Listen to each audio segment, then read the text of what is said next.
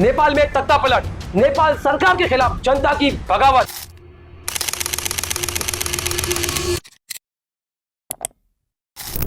नेपाल में यूथ द्वारा एक बहुत बड़ा आंदोलन जिसे जेन-ज़ी कहा जाता है, और यही जेन-ज़ी ने सरकार की नेपोटिज्म, सरकार के करप्शन को खुलकर सोशल मीडिया पर उजागर किया। आकन भ्रष्टाचार में डूबा प्रधानमंत्री, सत्ता घमंड में चूर, जनता की कोई सुनवाई नहीं। नेपाल का गोदी मीडिया जनता की आवाज बनने के बजाय सरकार की दलाली कर रहा था। ये तमाम इश्यूज को लेकर, ये तमाम मुद्दों को लेकर जनता में एक किस्म का, खास करके वहां के यूथ में गुस्सा और आक्रोश बढ़ता ही जा रहा था।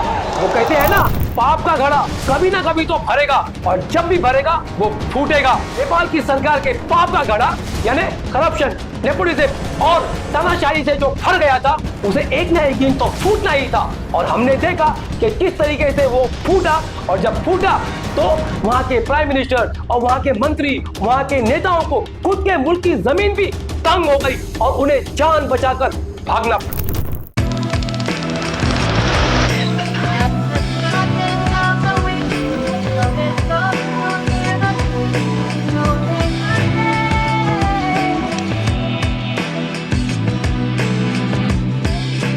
क्या कर रहा है ना, सोशल मीडिया बंद करने के बाद नेपाल के पब्लिक जो है वो आक्रोशित हो रहा है। ये नहीं है, ये भ्रष्ट सरकार है, करप्टेड गवर्नमेंट है। इसके लिए हम लोग एकजुट हो रहा है। आज तक क्या कर रहे थे? देश के युवा लोग, हमारे दोस्त लोग साइड में हेडशॉट खा के मर रहे थे। इसको विचारधारा है तो और पूंजीवादी विचारधारा है, इनका अंत होना होगा। स्टूडेंट को मारना चाहिए, किसी को भी मारने का हक किसी को भी नहीं। अगर मारना है तो इसके अंदर से थोड़ा थोड़ा गोली चलाना पड़ेगा। तो ऐसे तरीके से मारेंगे तो कौन सा देश चलेगा? ये सब बहुत क्रूरल देश जैसा हो गया, पूरे शासन हो गया। ये तो नेता लोग का घमंड तो टूट ही गया है ना, आप लोग भी देख रहे हैं। तो पूरे जनता ने मिलकर, जेन-ज़ी ने मिलके आज आग लगा दिया है। इनको नेपाल पुलिस ने गोली मारा, सीधा यहाँ पर मारा है, यहाँ पर मारा है, डायरेक्ट वो मर गया है। अब हम लोग परिवर्तन खोज रहे हैं। जेन-ज़ी का मांग है यूथ। एक अभियान चलाया, वहां पर हो रहे भाई भतीजावाद यानी नेपोटिज्म के खिलाफ एक अभियान चलाया। उसे नाम दिया गया #नेपोकिड। इस #नेपोकिड में ये दिखाया गया, ये बताया गया कि किस तरीके से सरकार के मंत्री, नेता, उनके बच्चे, उनके रिश्तेदार और उनके तमाम लोग किस तरीके से ऐश कर रहे हैं और एक लग्जरियस लाइफस्टाइल जी रहे हैं। और वो किसके बल पे? वहां की जनता के टैक्स पेयर के पैसे के बल पे वो ऐश कर रहे हैं। और ये #नेपोकिड देखते ही देखते पूरे मुल्क में ट्रेंडिंग करने लगा। हर एक इस सरकार के नेपोटिज्म के खिलाफ रास्ते पर आ गया। और जब नेपाल की सरकार ने देखा कि सोशल मीडिया साइट पर उसकी फजीती हो रही है, पूरे मुल्क में उसके जो हो रहे भ्रष्टाचार, नेपोटिज्म को उजागर किया जा रहा है, तो सरकार ने क्या किया? सरकार ने 26 सोशल मीडिया साइट को बैन कर दिया। सोशल मीडिया बैन को लेकर वहां के युवाओं में, यूथ में, स्टूडेंट में और जो आंदोलनकारी थे वो तमाम लोगों में एक किस्म का गुस्सा और आक्रोश हो गया। नेपाल की सरकार के कहने पर वहां की पुलिस ने बल का प्रयोग किया। आंदोलनकारियों को कुचलने के लिए, उनका प्रोटेस्ट दबाने के लिए, उनकी आवाजों को दबाने के लिए उन्होंने बल का प्रयोग किया। उन पर लाठीचार्ज किया और उन आंदोलनकारियों पर आंसू गैस छोड़े गए और उस आंदोलनकारियों पर रबर बुलेट फायर की गई। और ये तमाम चीजों के बावजूद भी जब आंदोलनकारी काबू में नहीं आए तो वहां की पुलिस ने गोली चलाई। आप सोचिए, नेपाल की पुलिस ने आंदोलनकारियों को गोली मारी, उनके सर पे गोली मारी, उनके सीनों में गोली मारी। लेकिन हम झुकेंगे नहीं, हम सब साथ खड़े हैं। ये जेन-ज़ी का दौर है। जेन-ज़ी, आप हमारे साथ हो ना? कोई गोली हमें रोक नहीं सकती। हम लड़ेंगे और सरकार को उखाड़ फेंकेंगे। We are going to stand together, every single one of them. Are you with me? इस पुलिस की गोलीबारी में 19 लोग मार दिए गए। और फिर क्या था? सब्र का बांध टूट गया। आंदोलनकारी हिंसक हो गए, भड़क उठे और बस कानून को अपने हाथ में ले लिया। और फिर उन्होंने जो किया वो पूरी दुनिया ने देखा है। वो क्या हुआ? Prime minister KP. शर्मा ओली के निवास को घेर लिया, के.पी. शर्मा ओली के निवास को जला दिया।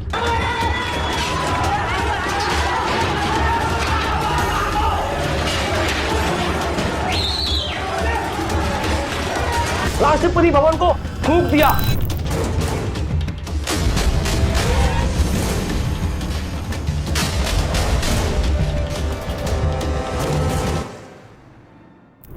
नेपाल के सुप्रीम कोर्ट को भी आग के हवाले कर दिया। और संसद भवन को भी जला डाला। ऊर्जा मंत्री के निवास को फूंक डाला और आंदोलनकारियों ने नेपाल के फाइनेंस मिनिस्टर को दौड़ा दौड़ा कर सड़कों पे मारा। नेपाल के आंदोलनकारियों ने वहां की पुलिस को खदेड़ दिया, दौड़ा दौड़ा कर पुलिस को मारा। पुलिस अपनी जान बचाने के लिए भागते हुए दिखाई दे रही है। Prime minister KP Sharma Oli को एयरलिफ्ट किया गया, उन्हें एक अज्ञात और एक सुरक्षित स्थान पर ले जाकर रख दिया गया। नेपाल के लोगों ने प्राइम मिनिस्टर ओली के खिलाफ नारेबाजी की, ओली चोर गद्दी छोड़।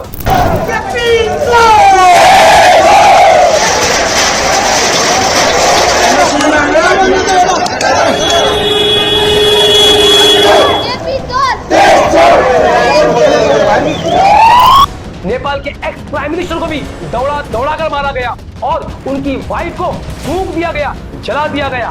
नेपाल के यूथ ने गोदी मीडिया के दफ्तरों को भी जला डाला और उनके एंकरों को यानी जर्नलिस्ट लोग को दौड़ा दौड़ा कर खदेड़ कर रातों पर मारा। ये कौन है, क्या हुआ? ये रिपब्लिक भारत के भाई साहब पत्रकार हैं।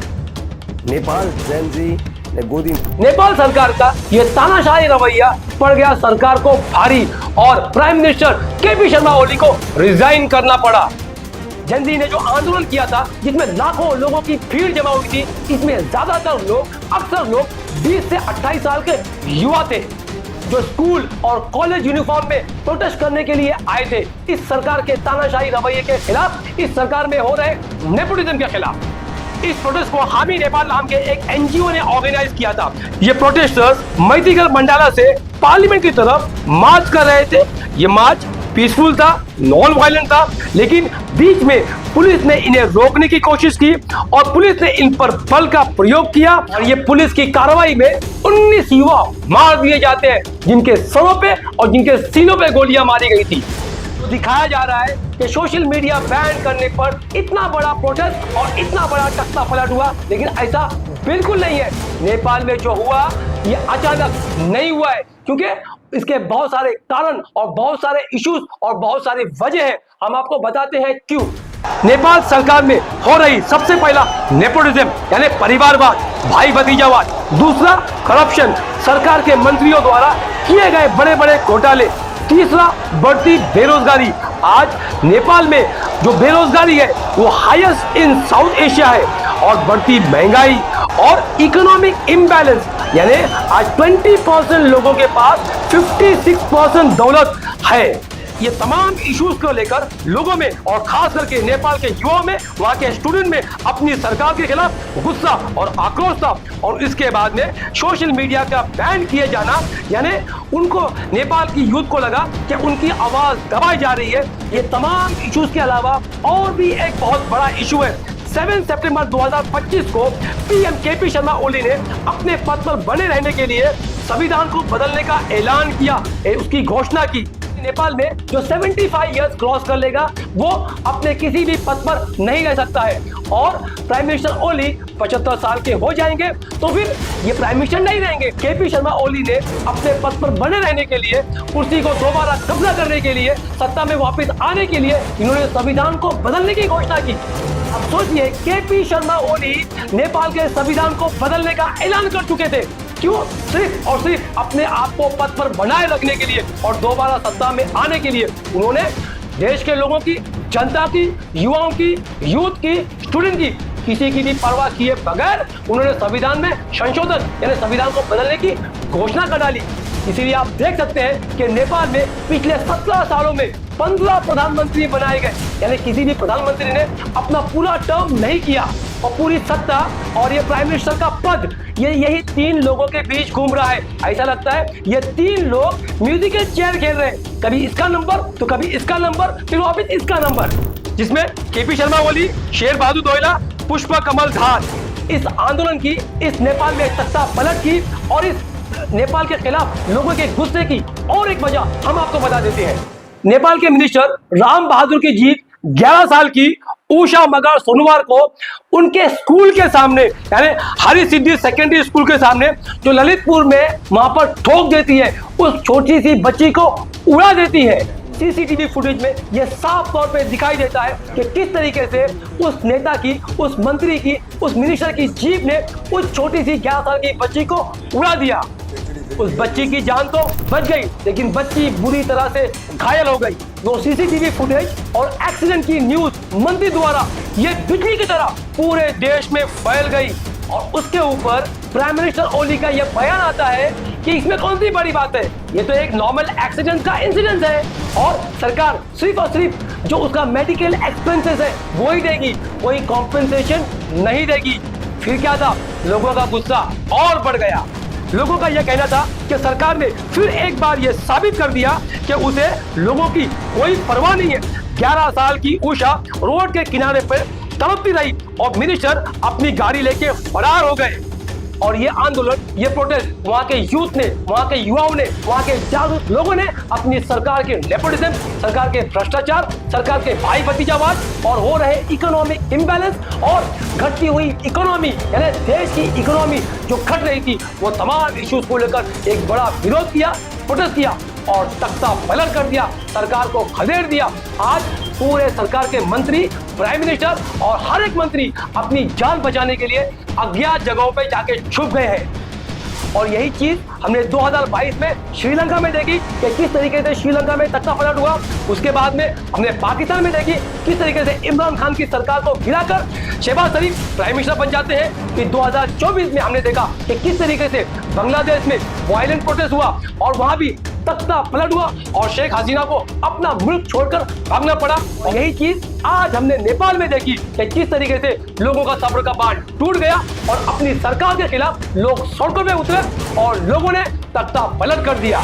और ये जो तमाम मुल्क है, ये जो तमाम कंट्रीज है, इनके बॉर्डर्स हम भारत के बॉर्डर्स को टच है, हम भारत के बॉर्डर्स को लगकर है। और जहां जहां ये सत्ता परिवर्तन हुआ, जहां जहां ये जन आंदोलन हुआ और जहां जहां ये तख्ता पलट हुआ, यानी श्रीलंका, पाकिस्तान, बांग्लादेश, नेपाल, ये तमाम जगहों पे लोग सड़कों पे आए और अपनी खुद की सरकार के खिलाफ लोगों ने आवाज उठाई और तख्ता पलट कर दिया। उसका बेसिक कॉज और उसका बेसिक मुद्दा जो इश्यूज थे वो कॉमन थे, यानी नेपोटिज्म, भाई भतीजावाद, परिवारवाद, करप्शन, नेताओं द्वारा किए गए बड़े बड़े घोटाले और बढ़ती बेरोजगारी, इकोनॉमिक इम्बैलेंस और घटती हुई इकोनॉमी। हमने ये भी देखा कि कैसा एक वर्ग कंटिन्यूस तौर पर शासन करता है, पावर में रहता है, सत्ता में रहता है और दूसरे वर्ग के लोगों को, दूसरे जाति के लोगों को कंटिन्यूस तौर पर दबाया जाता है, डराया जाता है और उन्हें सत्ता से बेदखल किया जाता है। तो इस तरीके का जो डिफरेंशिएशन था, इस तरीके का जो एक दूसरे में भेदभाव कर रहे थे,